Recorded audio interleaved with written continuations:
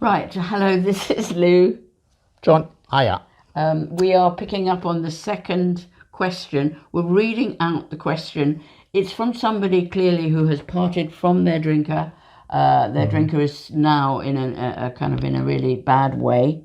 And she says this: I would like you to speak more about partying as being a possible solution for partners, as some drinkers will not change in spite of what the family do. Now, she says, by the way, I love your website and it's helped me a lot. So I'm reading that out because this is somebody that has parted, but clearly knows our program, has been helped by it. And I think that's important because it's very important. She's gone on a journey where she has really applied the program, but has stepped back from, I won't go into the details, but it was a very toxic kind of situation. So this is a tough one. We can do the quick, easy one bit first, and say you need to part always if. Yeah. The first caveat, that's the easy bit. I think it's a difficult one because, we started the website in the first place because, that was really about the only solution that was being offered was, get out. Yeah. Throw him, her out, but, finish the relationship. That was the only thing that was around. So what we did was we started this website, which we called How to Survive Living with a Problem Drinker, but please don't get us wrong. It doesn't mean to say that, we are sentencing you to live with the person for the rest of your life. Otherwise you're a failure. That's not what we're saying here, We needed to give an alternative.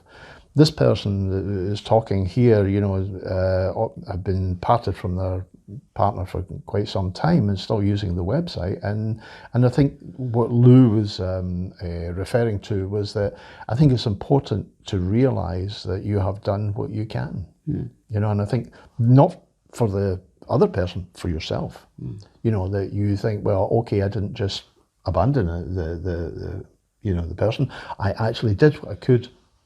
It's not working. I need to move on, So I think that's very important. So that's kind of where we'll be coming from. Yeah. Could we talk about the caveat? Yes. Because that's the first thing Absolutely. we need to say. Absolutely. And the caveat is there is reasons why you should part as soon as possible. Yeah. And there's a sandwich here with some stuff in the middle, which is very abusive, but people somehow can live with. The outer bits of those sandwich are physical violence and sexual violence. And if your family or yourself are being subjected to that, our advice would be part now. Get out. In different, we speak to people of all sorts of different countries, and I don't know what the particular help is in the UK. There are definite set up, and there's charities that you can reach out to. Go see your doctor. I'm sure it's true in all the countries that we talk about. Yeah, there are refuges and things like that. Where people can go. How common they are in your area. I've no idea. So that's something you would need to find for yourself. Yeah, but do find out, reach out. If it's not very common, at least reach out to someone who loves you and tell them what's going on. So we get that out of the way first. Yeah, I mean, the one, we don't tell you what to do except in this one thing. Yeah. Our only thing that we sort of say, do is safety. Keep yourself and your family safe. That's the important thing. And if that means getting out, get out, And then this bit in the sandwich that is not so clear cut is mental abuse, emotional abuse, practical abuse, circumstantial abuse, all these different things. But there are nuances of these, aren't there? And they often start and then get kind of worse as the years go on. Yeah. And it depends.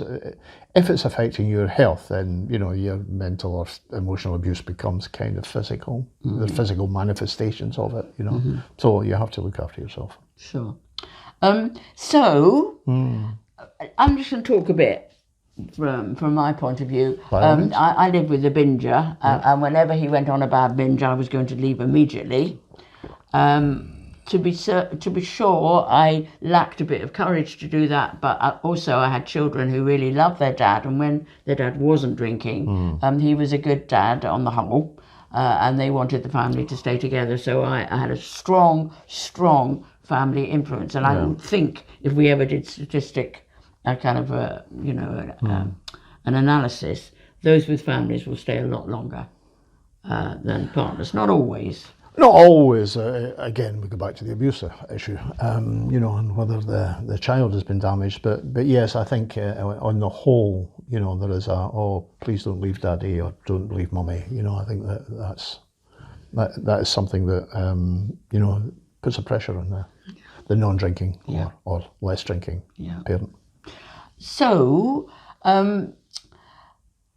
This is an observation. It is not something I'm in any way putting on anybody, but I, in my observation, felt as if I couldn't go on a regular basis, but actually I stayed with my husband for quite a long time. So I actually learnt that feeling was quite intense, but actually the determination to try and pick up the reins of what was happening and keep going lasted a lot longer. Yeah. The one thing we would say really clearly is nobody has the right except you to decide when you've really had enough. Yeah, we did another video, which I'll link below, which is what's your bottom line, and that we talked about this before. What we'll say about leaving is that Paul Simon wrote a song called 50 Ways to Leave Your Lover, and there is, why am I saying that? Because I think before you leave, you've probably left. What do I mean by that? Well, I mean that you don't sort of waking up one day and go, right, that's it, and off ski. There tends to be a process that you're going through, that you start to sort of leave emotionally, mentally, maybe even physically, and then eventually geographically, Yes. And I think there are this process that you go through, and there comes a tipping point in that where it becomes almost inevitable, that everything after that becomes an irritant. It becomes, something that motivates you to move, and I think it's important to recognise that, If love has gone, there is far too much drama and trauma when you live with a drinker to be able to cope with that.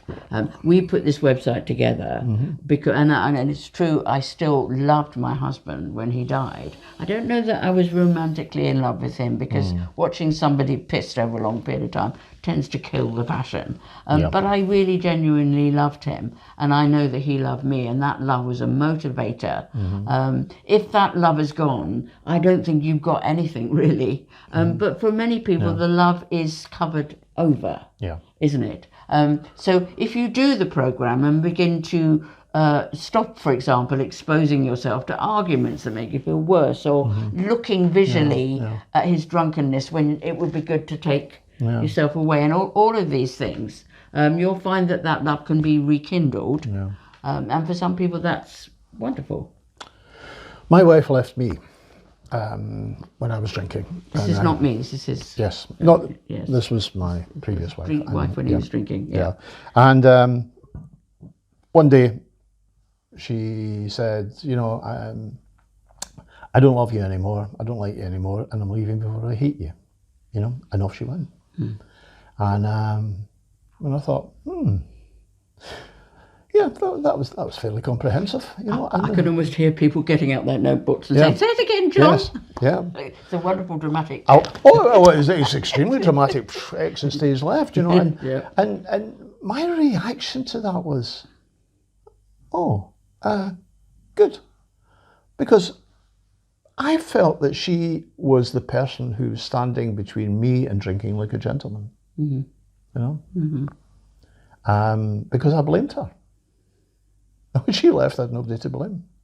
All of a sudden, I found it was only me. So, we could say there was a positive came from that.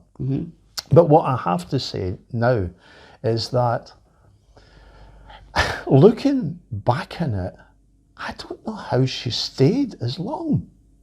You know, if it had been me, I'm not sure I would have stayed around. You know, but that was me.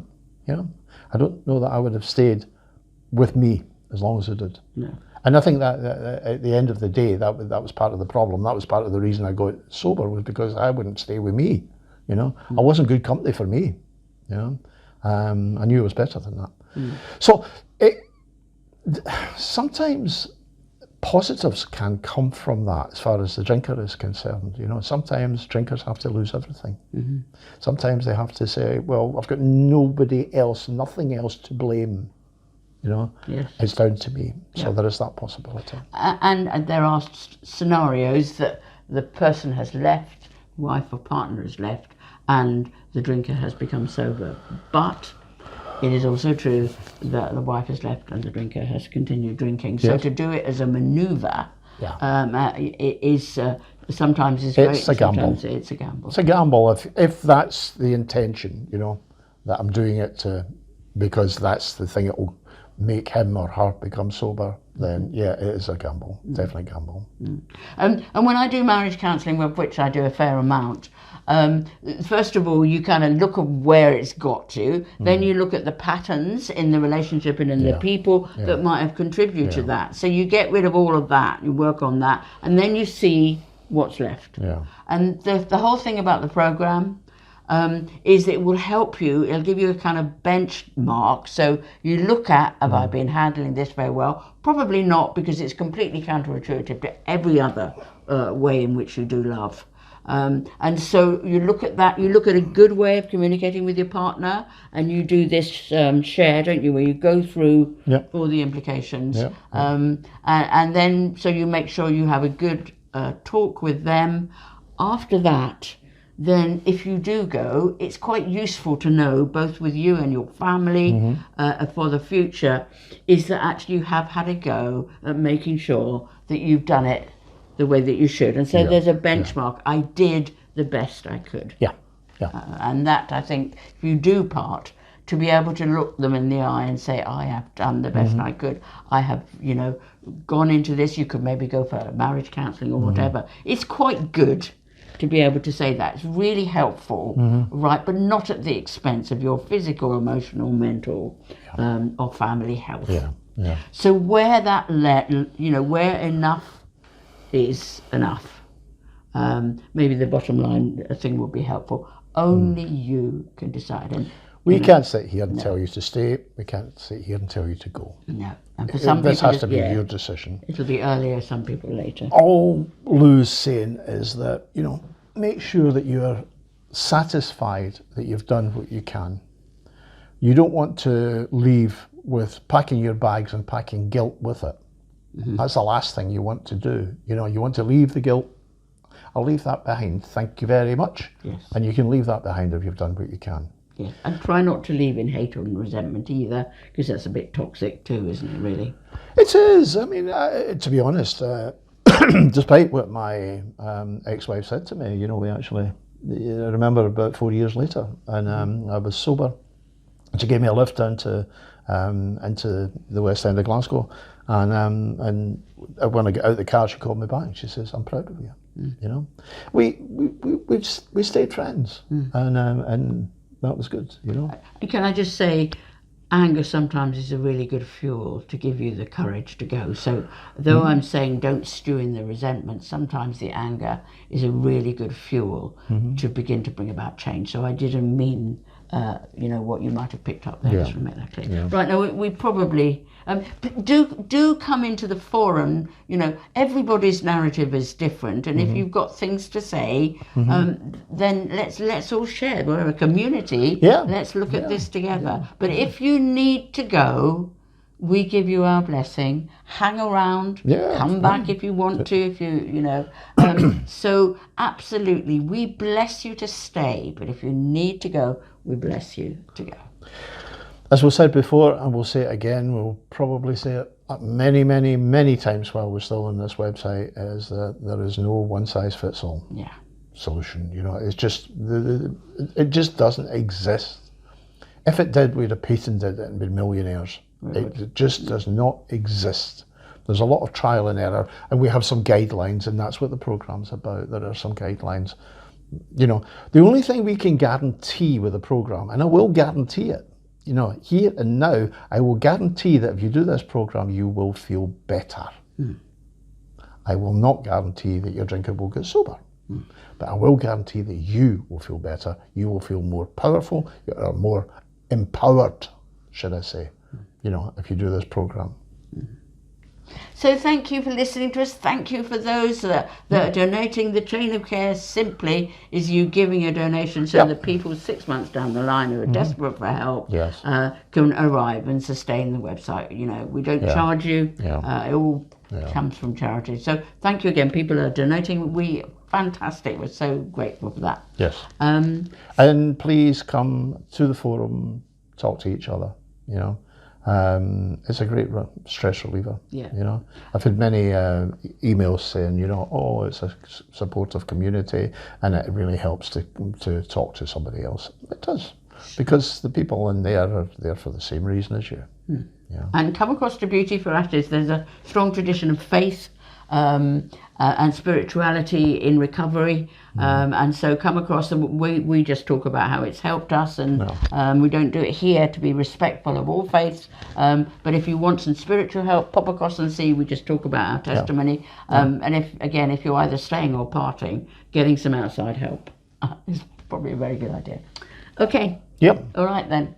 Thank you for listening. It's lovely to talk to you. We'll talk to you again soon. And again, if you have any issues that you would like us to talk about, please, even if you put them underneath this, you know, in the comment section underneath, please talk about, you know, then we'll do our best to we can do the whole of this year just responding to that would be great. It saves us thinking about what we you know, so what we talk about today. Right, we'll have a list here. So you're helping us, you know. Yeah, absolutely. Yeah. Okay, bye-bye.